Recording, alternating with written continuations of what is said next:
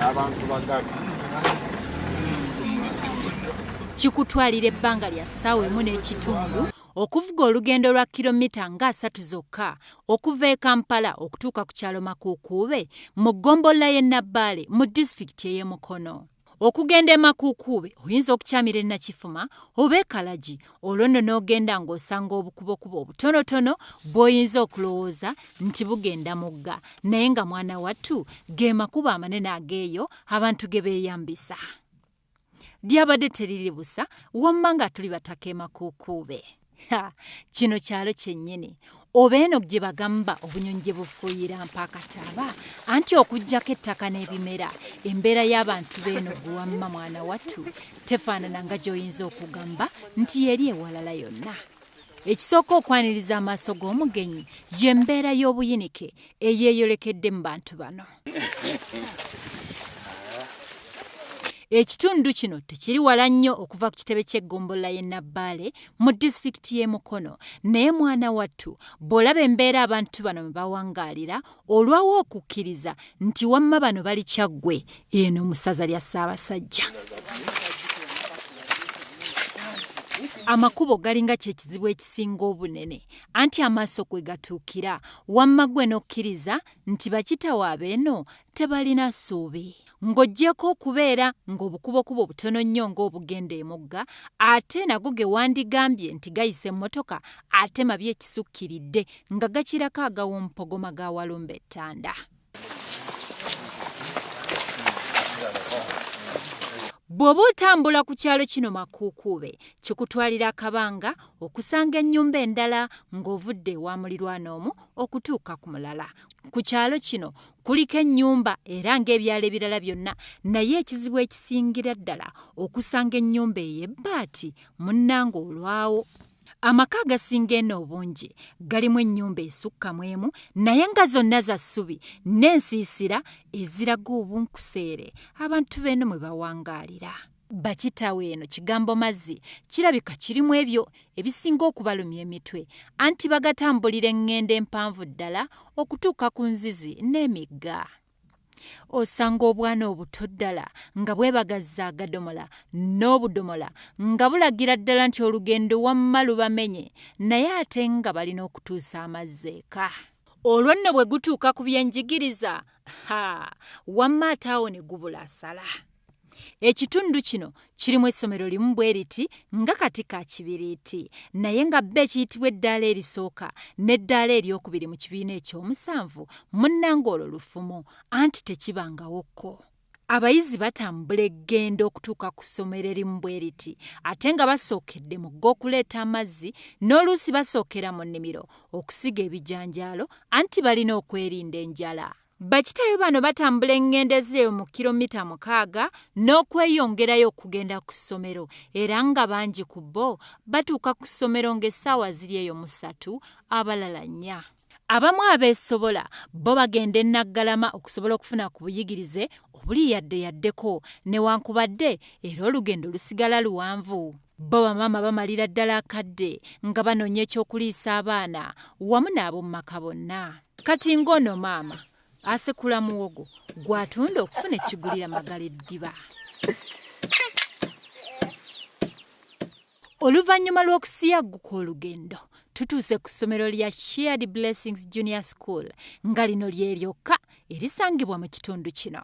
Mu kiseera kino libadde likyakoma ku kibiina kya 4 era nga bulijjo omuyizi atuuse mu kibiina ekyokutaano abeera alina okugenda okwaŋŋanga olugendo lw'e Naggalama kilomita nga 6 okuva e Makukuube. Wano nno abakungu okuva mu Kasangati Rotary Club kwe kusalawo nabo okubasuula omukono nga basazeewo okuyamba ekyalo kyonna okufuna obuweereza obuli yaddeyaddeko. Enkola eno etuumiddwa Makukuube Rotary Club Kasangate Adoptive Village Project.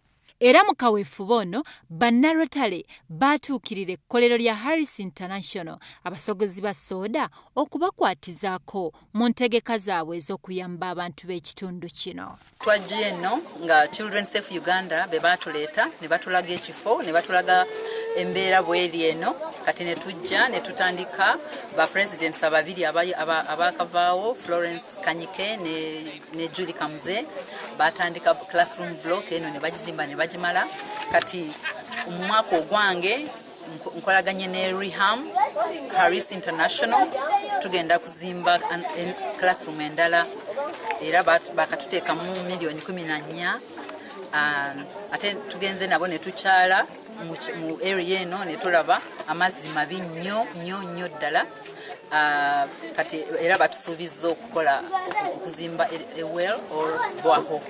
Sophia agamba nti emyaka egiyise Makukuube teyalina ssomero nga n'abaana ab'obuwala bafumbirwa tebanneetuuka kwosa n'embuto munnange ze baafunanga nga tebeeyagalidde.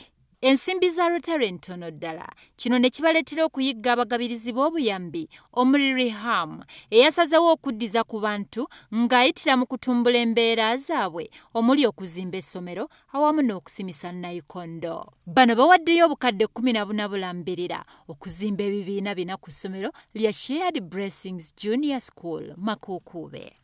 Rotary Kasangati n'abalikamu batuwadde amazzi tubeebaza olw'otuwa enkulaakulana eyo amazzi geebula batuzimbira n'essomero anti bulijjo bw'olaba akukaabirako naawe ng'oyongera okwesansabaga abaana b'amasomero bino olubagudde mu matu ne basitukiramu okwenyigira mu kusima omusingi gw'essomero.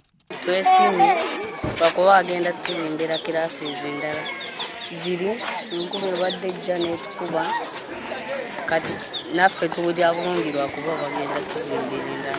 Abazadde batulojjedde embeera gye bayitamu omuli abaana baabwe okutawaanyizibwa nga basoma ebyobulamu ebiri mu mbeera embi ennyo eddala n'ebirala. Tulina ssomero batuwadde obujjanjabi batuwadde basomeddwazinaikonto n'amazzi kuba abaana baffe badde batambula ngendo mpanvu okufuna amazzi nga n'amasomero gennyini gali wala. Tukira nnyo naye tusaba obuyambi obw'eddwaliro kubanga tutambula olugendo luwanvu okuva wano okutuuka e Nakyuma. Abaana baffe bayita mu bisenyi, amakubo mabi, bayita mu bitoogo kati ne twetaaga tukolera n'eddwaliro nga bwe batuzimbidde essomero.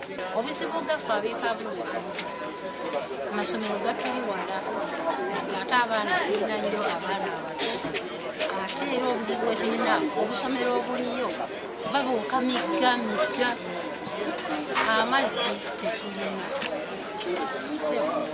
Richard Kansime nga mwogezi wa Harris International ategeezza nti kampuni yaabwe yeeyamye okudduukirira ab'e Makukuube mu ngeri yonna esoboka.